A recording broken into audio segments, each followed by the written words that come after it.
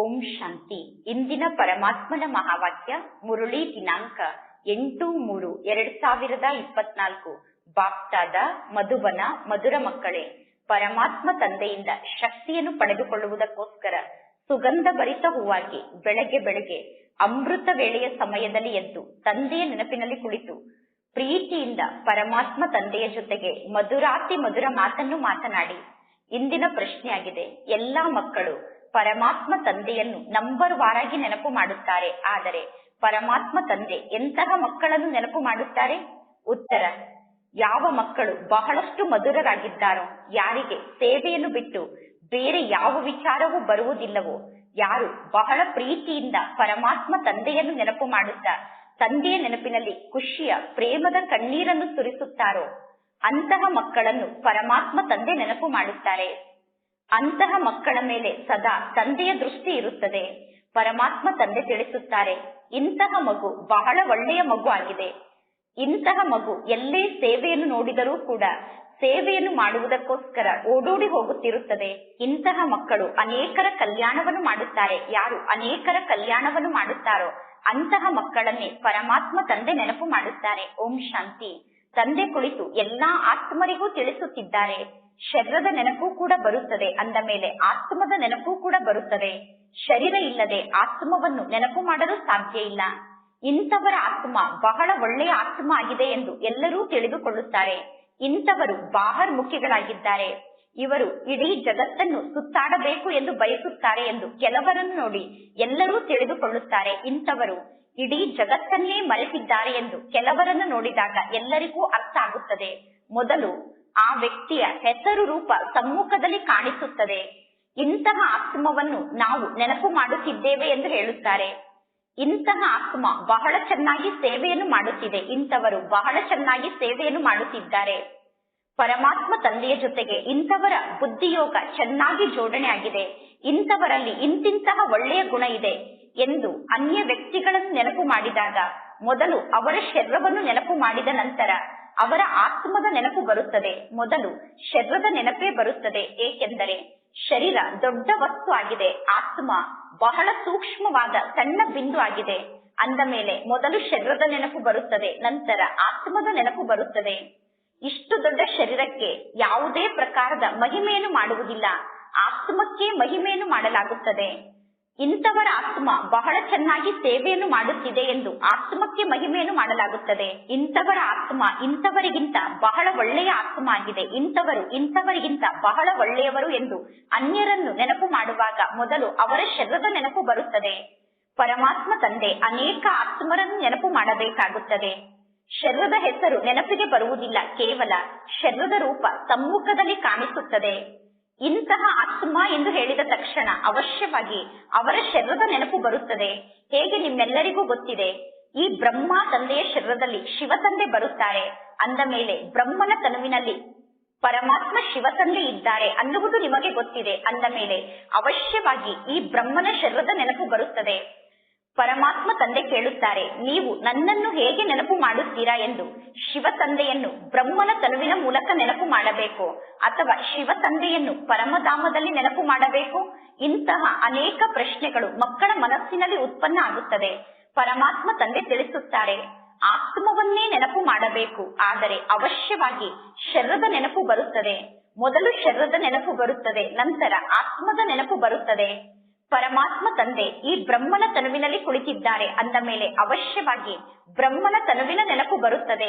ಇಂತಹ ಶರೀರದಲ್ಲಿರುವಂತಹ ಆತ್ಮದಲ್ಲಿ ಇಂತಿಂತಹ ಗುಣ ಇದೆ ಎಂದು ಶರೀರವನ್ನು ಕೂಡ ನೆನಪು ಮಾಡುತ್ತಾರೆ ಮತ್ತು ಆತ್ಮವನ್ನು ಕೂಡ ನೆನಪು ಮಾಡುತ್ತಾರೆ. ಪರಮಾತ್ಮ ತಂದೆ ನೋಡುತ್ತಿರುತ್ತಾರೆ, ಯಾರು ತಂದೆಯಾದ ನನ್ನನ್ನು ನೆನಪು ಮಾಡುತ್ತಾರೆ, ಯಾರಲ್ಲಿ ಬಹಳಷ್ಟು ಗುಣ ಇದೆ ಎಂದು ತಂದೆ ನೋಡುತ್ತಾರೆ, ಯಾರ್ಯಾರು ಸುಗಂಧ ಭರಿತ ಹೂವಾಗಿದ್ದಾರೆ ಎಂದು ಪರಮಾತ್ಮ ತಂದೆ ನೋಡುತ್ತಾರೆ. ಹೂಗಳ ಬಗ್ಗೆ ಎಲ್ಲರಿಗೂ ಪ್ರೀತಿ ಇರುತ್ತದೆ, ಹೂಗುಚ್ಛವನ್ನು ನಿರ್ಮಾಣ ಮಾಡುತ್ತಾರೆ. ಪರಮಾತ್ಮ ತಂದೆ ನಿರ್ಮಾಣ ಮಾಡುವಂತಹ ಹೂಗುಚ್ಛದಲ್ಲಿ ರಾಜ, ರಾಣಿ, ಪ್ರಜೆಗಳು, ಈ ರೀತಿ ಭಿನ್ನ ಭಿನ್ನ ಪ್ರಕಾರದ ಹೂಗಳು ಮತ್ತು ಎಲೆಗಳು ಎಲ್ಲವೂ ಇರುತ್ತದೆ. ಈ ರೀತಿ ಭಿನ್ನ ಭಿನ್ನ ಪ್ರಕಾರದ ಹೂ ಮತ್ತು ಎಲೆಯ ಮೂಲಕ ಹೂಗುಚ್ಛವನ್ನು ನಿರ್ಮಾಣ ಮಾಡಲಾಗುತ್ತದೆ. ಹೂವಿನ ಕಡೆ ಪರಮಾತ್ಮ ತಂದೆಗೆ ಸದಾ ದೃಷ್ಟಿ ಇರುತ್ತದೆ. ತಂದೆಯ ದೃಷ್ಟಿ ಸದಾ ಹೂವಿನ ಮೇಲೆ ಬೀಳುತ್ತದೆ. ಪರಮಾತ್ಮ ತಂದೆ ತಿಳಿಸುತ್ತಾರೆ, ಇಂಥವರ ಆತ್ಮ ಬಹಳ ಒಳ್ಳೆಯ ಆತ್ಮ ಆಗಿದೆ, ಇಂಥವರು ಬಹಳ ಒಳ್ಳೆಯವರಾಗಿದ್ದಾರೆ, ಇಂಥವರು ಬಹಳ ಚೆನ್ನಾಗಿ ಸೇವೆಯನ್ನು ಮಾಡುತ್ತಾರೆ ಎಂದು ಪರಮಾತ್ಮ ತಂದೆ ತಿಳಿಸುತ್ತಾರೆ. ಆತ್ಮ ಅಭಿಮಾನಿ ಸ್ಥಿತಿಯಲ್ಲಿ ಸ್ಥಿತಾಗಿ ಇಂಥವರು ಪರಮಾತ್ಮ ತಂದೆಯನ್ನು ನೆನಪು ಮಾಡುತ್ತಿರುತ್ತಾರೆ. ಎಲ್ಲಿ ಸೇವೆಯನ್ನು ನೋಡುತ್ತಾರೋ ಅಲ್ಲಿ ಸೇವೆಯನ್ನು ಮಾಡುವುದಕ್ಕೋಸ್ಕರ ಮಕ್ಕಳು ಓಡೋಡಿ ಹೋಗುತ್ತಿರುತ್ತಾರೆ. ಪುನಃ ಬೆಳಗ್ಗೆ ಅಮೃತ ವೇಳೆಯ ಸಮಯದಲ್ಲಿ ಎದ್ದು ಕುಳಿತು ಪರಮಾತ್ಮ ತಂದೆಯನ್ನು ಮಕ್ಕಳು ನೆನಪು ಮಾಡುತ್ತಾರೆ. ಅಮೃತ ವೇಳೆಯ ಸಮಯದಲ್ಲಿ ನೀವು ಎದ್ದು ಕುಳಿತು ಪರಮಾತ್ಮ ತಂದೆಯನ್ನು ನೆನಪು ಮಾಡುತ್ತೀರಾ? ಅಮೃತ ವೇಳೆಯ ಸಮಯದಲ್ಲಿ ನೀವು ಯಾರನ್ನು ನೆನಪು ಮಾಡುತ್ತೀರಾ? ಶಿವ ತಂದೆಯನ್ನು ಪರಮಧಾಮದಲ್ಲಿ ನೆನಪು ಮಾಡುತ್ತೀರೋ ಅಥವಾ ಮಧುಬನದಲ್ಲಿ ನಿಮಗೆ ಶಿವ ತಂದೆಯ ನೆನಪು ಬರುತ್ತದೆಯೋ? ಅಮೃತ ವೇಳೆಯ ಸಮಯದಲ್ಲಿ ಶಿವ ತಂದೆಯ ನೆನಪು ಪರಮಧಾಮದಲ್ಲಿ ಬರುತ್ತದೆಯೋ ಅಥವಾ ಮಧುಬನದಲ್ಲಿ ಶಿವ ತಂದೆಯ ನೆನಪು ಬರುತ್ತದೆಯೋ? ಶಿವ ತಂದೆಯ ನೆನಪಂತೂ ಅವಶ್ಯವಾಗಿ ಮಕ್ಕಳಿಗೆ ಬರುತ್ತದೆ. ಈ ಬ್ರಹ್ಮನ ತನುವಿನಲ್ಲಿ ಶಿವ ತಂದೆ ಕುಳಿತಿದ್ದಾರೆ. ಏಕೆಂದರೆ ಪರಮಾತ್ಮ ತಂದೆ ಈಗ ಪರಮಧಾಮದಿಂದ ಈ ಸೃಷ್ಟಿಗೆ ಬಂದಿದ್ದಾರೆ. ಪರಮಾತ್ಮ ತಂದೆ ಈಗ ಮೇಲಿನಿಂದ ಕೆಳಗಡೆ ಬಂದಿದ್ದಾರೆ. ಮುರುಳಿಯನ್ನು ನುಡಿಸುವುದಕ್ಕೋಸ್ಕರ ಪರಮಾತ್ಮ ತಂದೆ ಪರಮಧಾಮದಿಂದ ಕೆಳಗಡೆ ಬರುತ್ತಾರೆ. ಪರಮಾತ್ಮ ತಂದೆಗೆ ತಮ್ಮ ಮನೆಯಾದ ಪರಮಧಾಮದಲ್ಲಿ ಬೇರೆ ಯಾವ ಕೆಲಸವೂ ಇಲ್ಲ. ಅಂದ ಮೇಲೆ ಪರಮಾತ್ಮ ತಂದೆ ಪರಮಧಾಮಕ್ಕೆ ಹೋಗಿ ಏನನ್ನು ಮಾಡುತ್ತಾರೆ? ಪರಮಾತ್ಮ ತಂದೆ ಈ ಬ್ರಹ್ಮನ ತನುವಿನಲ್ಲಿ ಪ್ರವೇಶವನ್ನು ಮಾಡುತ್ತಾರೆ. ಅಂದ ಮೇಲೆ ಅವಶ್ಯವಾಗಿ ಮಕ್ಕಳಿಗೆ ಮೊದಲು ಬ್ರಹ್ಮನ ತನುವಿನ ನೆನಪು ಬರುತ್ತದೆ, ನಂತರ ಪರಮಾತ್ಮ ತಂದೆಯ ನೆನಪು ಬರುತ್ತದೆ. ಪರಮಾತ್ಮ ತಂದೆ ಬ್ರಹ್ಮನ ತನುವಿನಲ್ಲಿ ಪ್ರವೇಶವನ್ನು ಮಾಡಿರುವ ಕಾರಣ ಮೊದಲು ಎಲ್ಲರಿಗೂ ಬ್ರಹ್ಮನ ಶರೀರದ ನೆನಪು ಬರುತ್ತದೆ, ನಂತರ ಬ್ರಹ್ಮನ ಆತ್ಮದ ನೆನಪು ಬರುತ್ತದೆ. ಇಂತಹ ಶರೀರದಲ್ಲಿ ಏನು ಆತ್ಮ ಇದೆಯೋ ಆ ಆತ್ಮ ಬಹಳ ಅನನ್ಯ ಮಗು ಆಗಿದೆ. ಇಂತಹ ಶರೀರದಲ್ಲಿರುವಂತಹ ಆತ್ಮ ಬಹಳ ಒಳ್ಳೆಯ ಮಗು ಆಗಿದೆ ಎಂದು ಪರಮಾತ್ಮ ತಂದೆ ತಿಳಿಸುತ್ತಾರೆ. ಈ ಒಳ್ಳೆಯ ಮಕ್ಕಳಿಗೆ ಸೇವೆಯನ್ನು ಬಿಟ್ಟು ಬೇರೆ ಯಾವ ವಿಚಾರವೂ ಬರುವುದಿಲ್ಲ. ಇಂತಹ ಮಕ್ಕಳಿಗೆ ಸೇವೆಯನ್ನು ಮಾಡುವುದನ್ನು ಬಿಟ್ಟು ಬೇರೆ ಯಾವ ವಿಚಾರವೂ ಬರುವುದಿಲ್ಲ. ಇಂತಹ ಮಕ್ಕಳು ಬಹಳಷ್ಟು ಮಧುರ ಮಕ್ಕಳಾಗಿದ್ದಾರೆ ಎಂದು ಪರಮಾತ್ಮ ತಂದೆ ತಿಳಿಸುತ್ತಾರೆ. ಪರಮಾತ್ಮ ತಂದೆ ಕುಳಿತು ಮಕ್ಕಳಿಗೆ ಜ್ಞಾನವನ್ನು ತಿಳಿಸುತ್ತಾರೆ. ಪರಮಾತ್ಮ ತಂದೆ ಬ್ರಹ್ಮನ ತನುವಿನಲ್ಲಿ ಸದಾ ಕುಳಿತಿರುತ್ತಾರೆ. ಬ್ರಹ್ಮನ ತನುವಿನಲ್ಲಿ ಕುಳಿತು ಪರಮಾತ್ಮ ತಂದೆ ಎಲ್ಲಾ ಮಕ್ಕಳನ್ನು ನೋಡುತ್ತಿರುತ್ತಾರೆ. ಇಂತಹ ಮಗು ಬಹಳ ಒಳ್ಳೆಯ ಮಗು ಆಗಿದೆ ಎಂದು ಪರಮಾತ್ಮ ತಂದೆ ಒಳ್ಳೆಯ ಮಕ್ಕಳನ್ನು ಬಹಳಷ್ಟು ನೆನಪು ಮಾಡುತ್ತಾರೆ. ತಂದೆಗೆ ಒಳ್ಳೆಯ ಮಕ್ಕಳ ನೆನಪು ಬಹಳಷ್ಟು ಬರುತ್ತದೆ. ಬಂಧನದಲ್ಲಿರುವಂತಹ ಮಕ್ಕಳು ವಿಕಾರಕ್ಕೋಸ್ಕರ ಎಷ್ಟೊಂದು ಪೆಟ್ಟನ್ನು ತಿನ್ನಬೇಕಾಗುತ್ತದೆ. ಬಂಧನದಲ್ಲಿರುವಂತಹ ಮಕ್ಕಳಿಗೆ ವಿಕಾರಕ್ಕೋಸ್ಕರ ಅವರ ಮನೆಯವರು ಎಷ್ಟೊಂದು ಹೊಡೆಯುತ್ತಾರೆ. ಆದರೆ ಬಂಧನದಲ್ಲಿ ಇರುವಂತವರು ಎಷ್ಟೊಂದು ಪ್ರೀತಿಯಿಂದ ಪರಮಾತ್ಮ ತಂದೆಯನ್ನು ನೆನಪು ಮಾಡುತ್ತಾರೆ. ಯಾವಾಗ ಬಂಧನದಲ್ಲಿ ಇರುವಂತವರು ಬಹಳ ಪ್ರೀತಿಯಿಂದ ಪರಮಾತ್ಮ ತಂದೆಯನ್ನು ನೆನಪು ಮಾಡುತ್ತಾರೋ ಆಗ ಅವರ ಕಣ್ಣಿನಲ್ಲಿ ಖುಷಿಯ ಆನಂದದ ಕಣ್ಣೀರು ಬರುತ್ತದೆ. ಕೆಲವೊಮ್ಮೆ ಆ ಕಣ್ಣೀರು ಕೆಳಗಡೆ ಕೂಡ ಬೀಳುತ್ತದೆ. ಪರಮಾತ್ಮ ತಂದೆಗೆ ಬೇರೆ ಇನ್ನು ಯಾವ ಕರ್ತವ್ಯ ಇದೆ? ತಂದೆಗೆ ಬೇರೆ ಯಾವ ಕೆಲಸವೂ ಇಲ್ಲ. ಪರಮಾತ್ಮ ತಂದೆ ಎಲ್ಲಾ ಮಕ್ಕಳನ್ನು ನೆನಪು ಮಾಡುತ್ತಿರುತ್ತಾರೆ. ಪರಮಾತ್ಮ ತಂದೆಗೆ ಅನೇಕ ಮಕ್ಕಳ ನೆನಪು ಬರುತ್ತಿರುತ್ತದೆ. ಇಂತಹ ಆತ್ಮದಲ್ಲಿ ಶಕ್ತಿಯೇ ಇಲ್ಲ ಎಂದು ಪರಮಾತ್ಮ ತಂದೆಗೆ ಗೊತ್ತಿದೆ.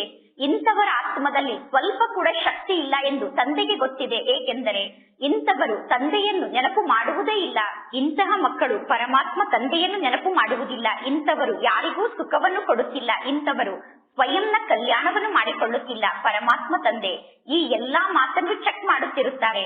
ಪರಮಾತ್ಮ ತಂದೆಯನ್ನು ನಾವೀಗ ನೆನಪು ಮಾಡಬೇಕು. ತಂದೆ ಕೂಡ ಮಕ್ಕಳನ್ನು ನೆನಪು ಮಾಡುತ್ತಾರೆ. ಅಂದರೆ ತಂದೆ ಮಕ್ಕಳಿಗೆ ಶಕ್ತಿಯನ್ನು ನೀಡುತ್ತಿರುತ್ತಾರೆ. ಈಗ ಪರಮಾತ್ಮ ತಂದೆಯ ಜೊತೆಗೆ ಆತ್ಮದ ಸಂಬಂಧ ಜೋಡಣೆ ಆಗಿದೆ. ಒಂದು ಇಂತಹ ದಿನ ಬರುತ್ತದೆ, ಆಗ ಮಕ್ಕಳಾದ ನೀವು ತಂದೆಯ ನೆನಪಿನಲ್ಲಿ ಬಹಳಷ್ಟು ಸ್ಥಿತಾಗಿ ಇರುತ್ತೀರಾ. ನೀವು ಯಾರನ್ನು ನೆನಪು ಮಾಡುತ್ತೀರೋ ಆಗ ಅವರಿಗೆ ತಕ್ಷಣ ಸಾಕ್ಷಾತ್ಕಾರ ಆಗುತ್ತದೆ. ನೀವು ತಂದೆಯ ನೆನಪಿನಲ್ಲಿ ಹೆಚ್ಚು ಸ್ಥಿತಾಗಿ ಯಾರನ್ನಾದರೂ ನೆನಪು ಮಾಡಿದರೆ ಅವರಿಗೆ ತಕ್ಷಣ ಪರಮಾತ್ಮ ತಂದೆಯ ಸಾಕ್ಷಾತ್ಕಾರ ಆಗುತ್ತದೆ.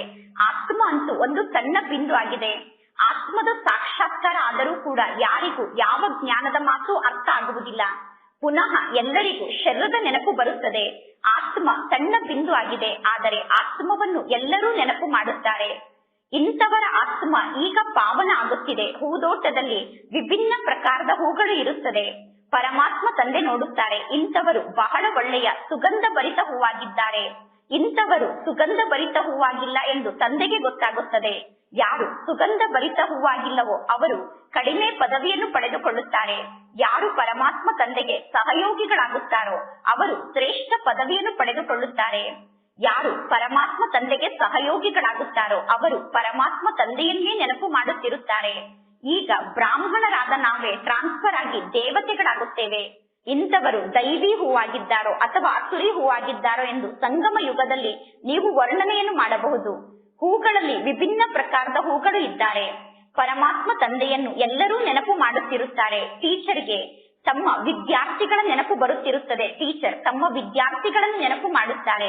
ಇಂಥವರು ಬಹಳ ಕಡಿಮೆ ಶಿಕ್ಷಣವನ್ನು ಕಲಿಯುತ್ತಿದ್ದಾರೆ, ಇಂಥವರು ಚೆನ್ನಾಗಿ ಓದುತ್ತಿಲ್ಲ ಎಂದು ಟೀಚರ್ ಮನಸ್ಸಿನಲ್ಲೇ ಅರ್ಥ ಮಾಡಿಕೊಳ್ಳುತ್ತಾರೆ. ಇಲ್ಲಿ ಪರಮಾತ್ಮ ತಂದೆ ಕೂಡ ಆಗಿದ್ದಾರೆ ಮತ್ತು ಟೀಚರ್ ಕೂಡ ಆಗಿದ್ದಾರೆ.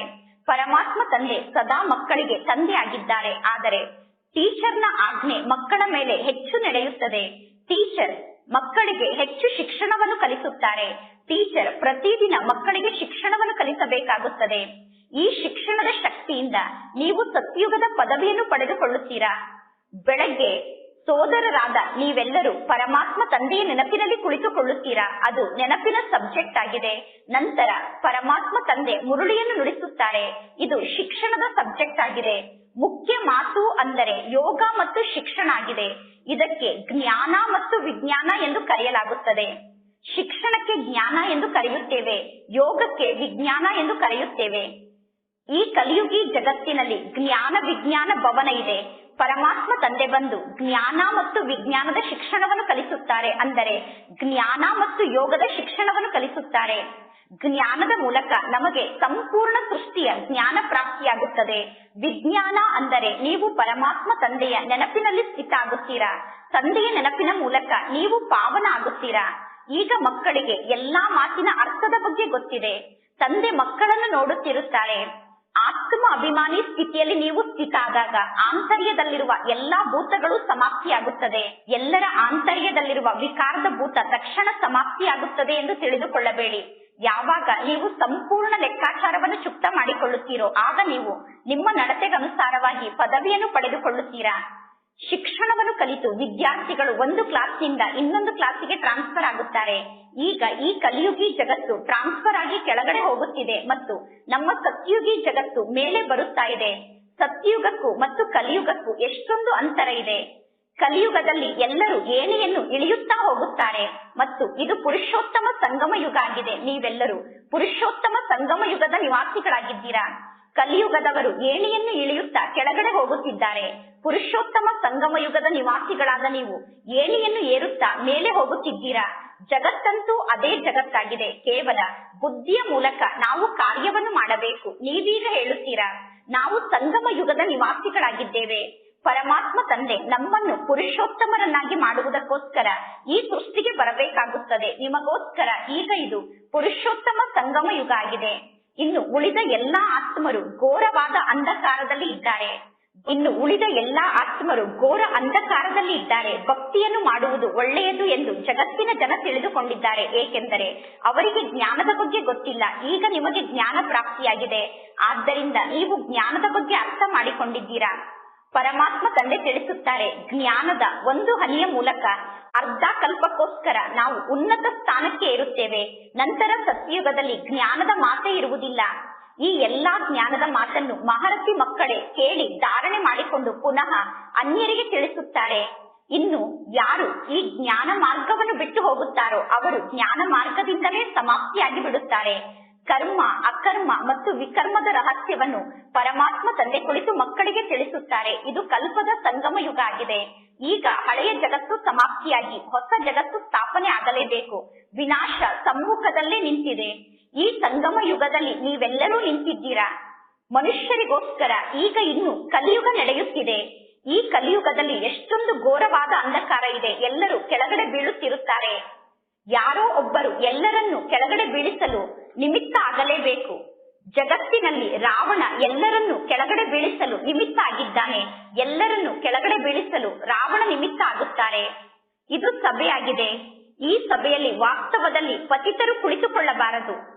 ಇದು ಪರಮಾತ್ಮ ತಂದೆಯ ಸಭೆಯಾಗಿದೆ. ಪರಮಾತ್ಮನ ಸಭೆಯಲ್ಲಿ ವಾಸ್ತವದಲ್ಲಿ ಯಾವ ಪತಿತ ಆತ್ಮರು ಕುಳಿತುಕೊಳ್ಳಬಾರದು.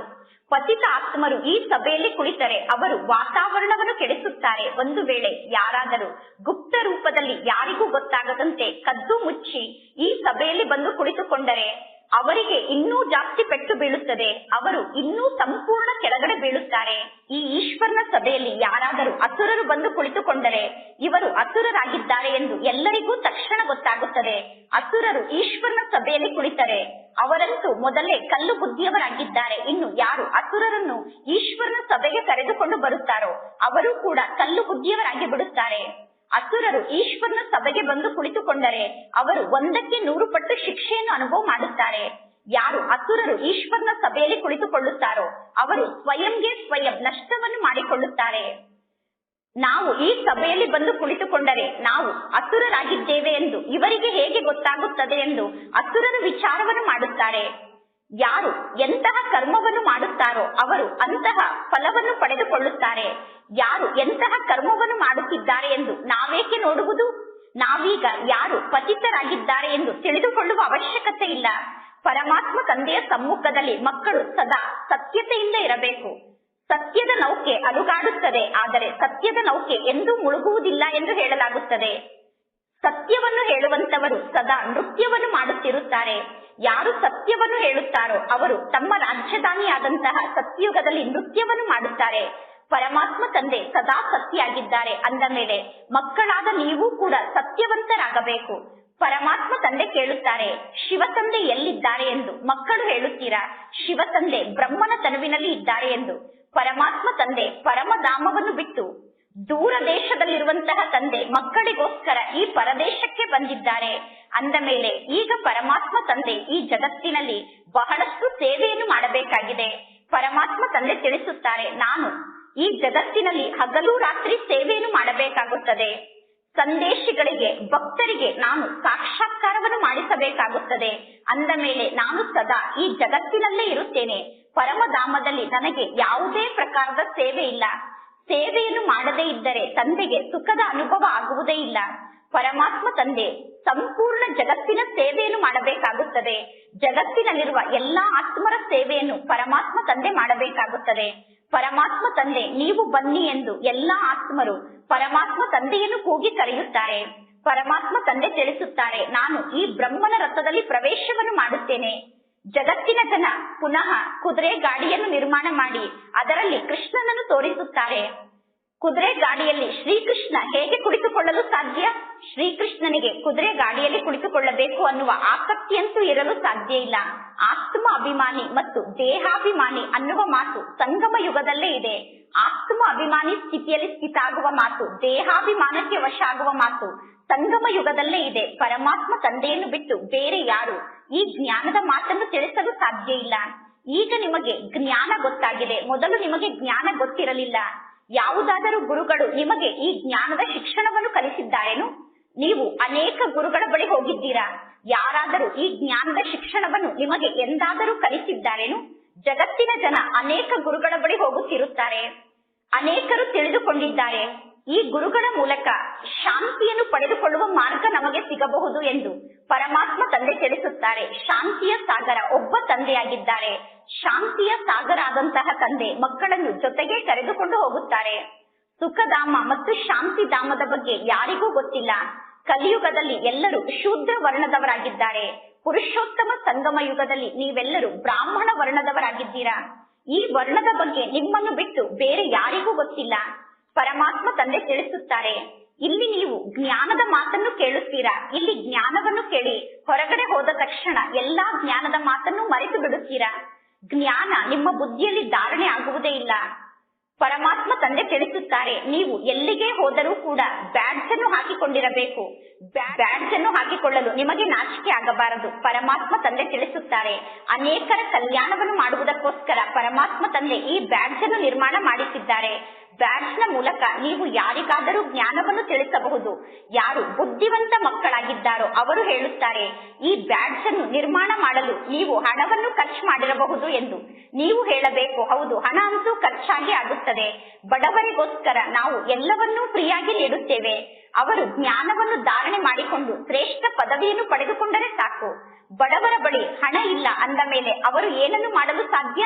ಕೆಲವರ ಬಳಿ ಹಣ ಇದೆ, ಹಣ ಇದ್ದರೂ ಕೂಡ ಅವರು ಜಿಪುಣರಾಗಿದ್ದಾರೆ. ಪರಮಾತ್ಮ ತಂದೆ ತಿಳಿಸುತ್ತಾರೆ, ಬ್ರಹ್ಮ ತಂದೆ ಪ್ರತ್ಯಕ್ಷದಲ್ಲಿ ಎಲ್ಲಾ ಕಾರ್ಯವನ್ನು ಮಾಡಿ ತೋರಿಸಿದರು. ಬ್ರಹ್ಮ ತಂದೆ ತಮ್ಮ ಸರ್ವಸ್ವವನ್ನು ಮಾತೆಯರಿಗೆ ಅರ್ಪಣೆ ಮಾಡಿಬಿಟ್ಟರು. ಬ್ರಹ್ಮ ತಂದೆ ತಮ್ಮ ಸರ್ವಸ್ವವನ್ನು ಪರಮಾತ್ಮ ತಂದೆಗೆ ಅರ್ಪಣೆ ಮಾಡಿದರು. ಮಾತೆಯರಾದ ನೀವು ಎಲ್ಲವನ್ನೂ ಸಂಪಾದನೆ ಮಾಡಿ ಎಂದು ಬ್ರಹ್ಮ ತಂದೆ ಸರ್ವಸ್ವವನ್ನು ಮಾತೆಯರಿಗೆ ಅರ್ಪಣೆ ಮಾಡಿದರು.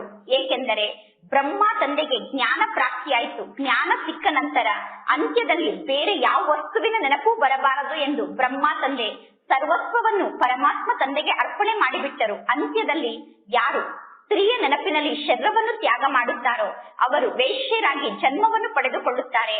ದೊಡ್ಡ ಬಿಲ್ಡಿಂಗ್ ಮುಂತಾದದ್ದು ಇತ್ತು ಅಂದರೆ ಅವಶ್ಯವಾಗಿ ಆ ಬಿಲ್ಡಿಂಗ್ ನ ನೆನಪು ಬರುತ್ತದೆ. ನಿಮ್ಮ ಬಳಿ ಬಹಳ ದೊಡ್ಡ ಬಿಲ್ಡಿಂಗ್ ಇದ್ದರೆ ಅಂತ್ಯದಲ್ಲಿ ಶರೀರವನ್ನು ತ್ಯಾಗ ಮಾಡುವಾಗ ಆ ಬಿಲ್ಡಿಂಗ್ ನ ನೆನಪೇ ನಿಮಗೆ ಬರುತ್ತದೆ.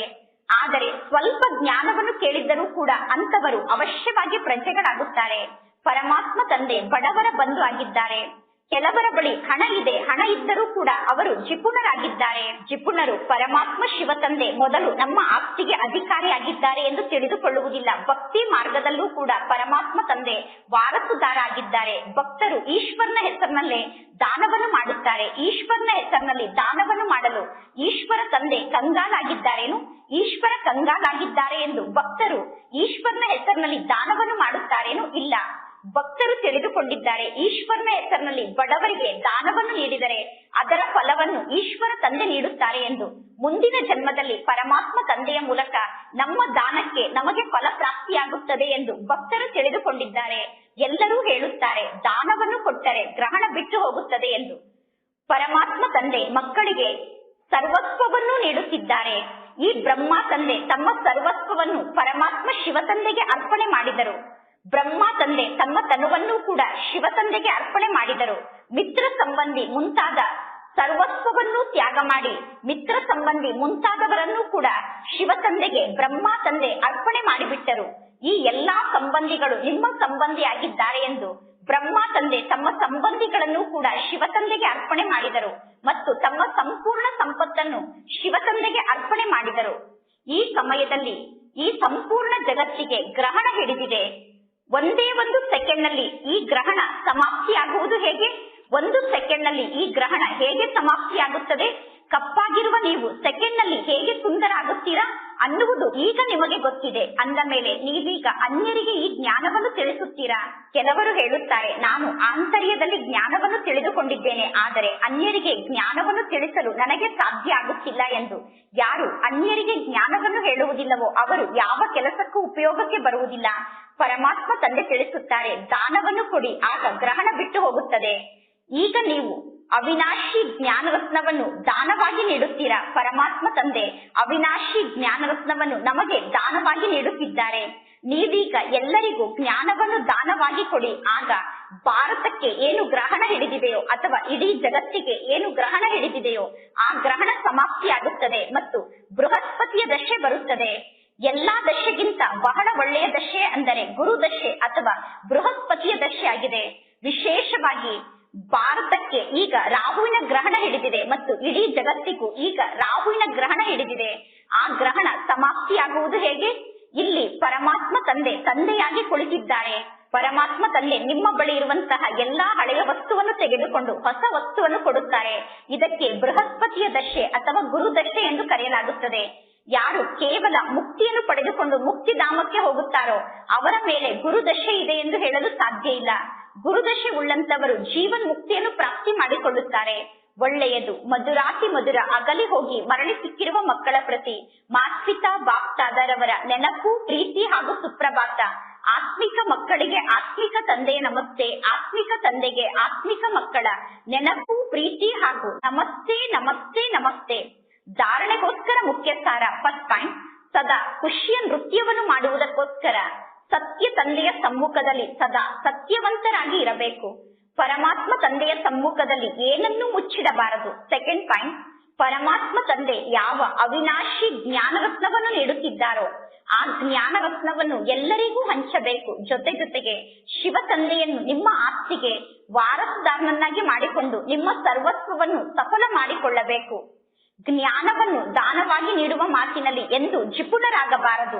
ಇಂದಿನ ವರದಾನ ಆಗಿದೆ. ಬಿಂದು ಮತ್ತು ಒಂದು ಹನಿಯ ಮಹತ್ವವನ್ನು ಅರ್ಥ ಮಾಡಿಕೊಂಡು ನಿಮ್ಮ ಸ್ಥಿತಿಯನ್ನು ಶ್ರೇಷ್ಠ ಸ್ಥಿತಿಯನ್ನಾಗಿ ರೂಪಿಸಿಕೊಳ್ಳುವಂತಹ ಸಿದ್ಧಿ ಸ್ವರೂಪರಾಗಿ ಶಿವ ಪರಮಾತ್ಮನ ಪೂಜೆಯಲ್ಲಿ ಒಂದನೆಯದಾಗಿ ಬಿಂದುವಿನ ವಿಶೇಷತೆ ಇದೆ, ಎರಡನೆಯದಾಗಿ ಹನಿಯ ವಿಶೇಷತೆ ಇದೆ.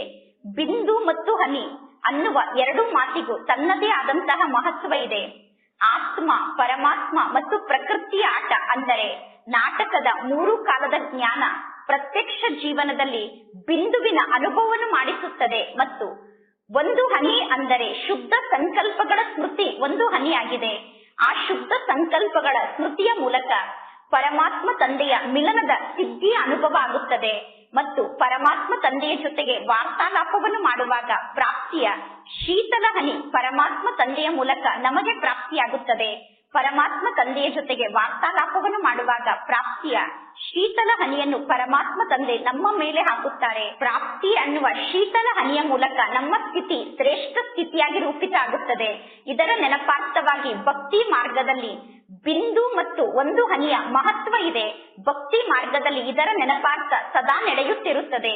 ಇಂದಿನ ಸ್ಲೋಗನ್ ಆಗಿದೆ, ಜಾಸ್ತಿ ಮಾತನ್ನು ಮಾತನಾಡಿದಾಗ ಬುದ್ಧಿಯ ಶಕ್ತಿ ಕಡಿಮೆ ಆಗುತ್ತದೆ. ಆದ್ದರಿಂದ ಕಡಿಮೆ ಮಾತನ್ನು ಮಾತನಾಡಿ ಮತ್ತು ಮಧುರವಾಗಿ ಮಾತನಾಡಿ. ನಾವೀಗ ಬಹಳಷ್ಟು ಮಧುರವಾಗಿ ಮಾತನಾಡಬೇಕು ಮತ್ತು ಬಹಳ ಕಡಿಮೆ ಮಾತನ್ನು ಮಾತನಾಡಬೇಕು. ಏಕೆಂದರೆ ನಾವು ಹೆಚ್ಚು ಮಾತನ್ನು ಮಾತನಾಡಿದರೆ ನಮ್ಮ ಬುದ್ಧಿಯ ಶಕ್ತಿ ಸಮಾಪ್ತಿಯಾಗಿ ಬಿಡುತ್ತದೆ. ನಾವೀಗ ಬುದ್ಧಿ ಶಕ್ತಿಯನ್ನು ವೃದ್ಧಿ ಮಾಡಿಕೊಳ್ಳಬೇಕು. ಆದ್ದರಿಂದ ಮಧುರವಾಗಿ ಮತ್ತು ಕಡಿಮೆ ಮಾತನ್ನು ಮಾತನಾಡಬೇಕು. ಒಳ್ಳೆಯದು. ಓಂ ಶಾಂತಿ.